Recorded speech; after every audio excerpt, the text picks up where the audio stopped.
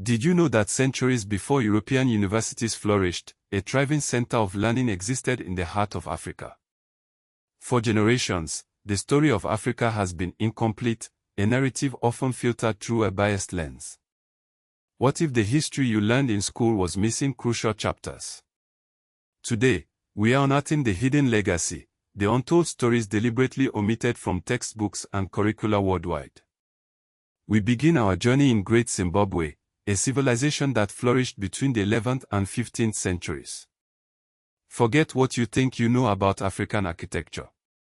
Great Zimbabwe wasn't just a collection of huts, it was a sprawling city of impressive stone structures, built with incredible precision and skill.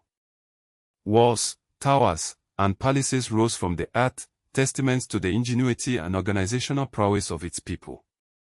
The most impressive of these structures is the Great Enclosure, a massive circular wall made of precisely fitted stones, all without mortar. This wasn't a primitive society, it was a sophisticated civilization with complex social structures and advanced building techniques. Yet, for years, the true origins of Great Zimbabwe were shrouded in mystery, with colonizers falsely attributing its construction to outside influences, denying the indigenous population their rightful place in history. Now, let's travel north to Timbuktu, in present-day Mali. During the 12th to 16th centuries, this city was a beacon of intellectual and spiritual enlightenment. The University of Sanko, one of the world's oldest universities, drew scholars from across Africa, the Middle East, and Europe. Here, they studied mathematics, astronomy, law, medicine, and theology.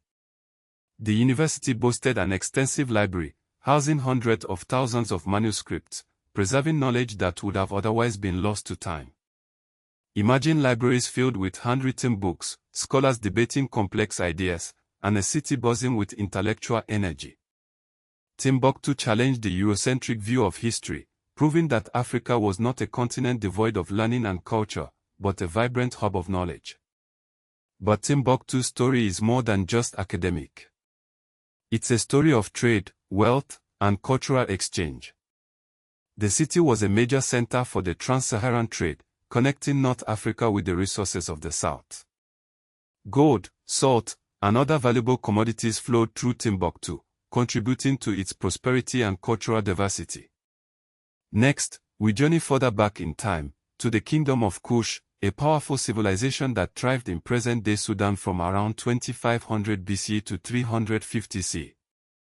Often overshadowed by its more famous neighbor, Egypt, Kush was a formidable empire in its own right, with its own distinct culture, language, and religion.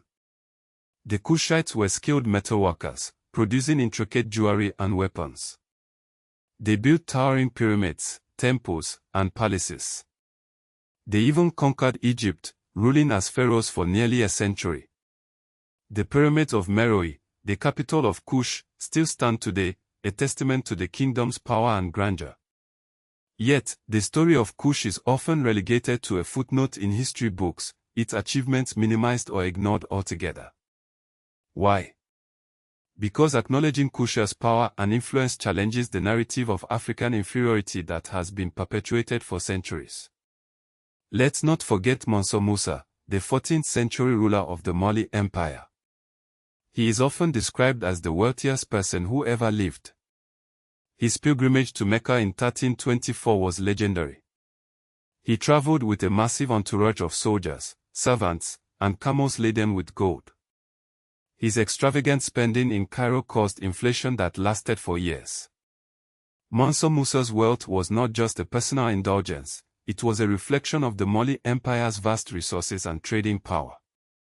The empire controlled vast deposits of gold, salt, and copper, and its merchants traded with kingdoms across Africa, Europe, and Asia.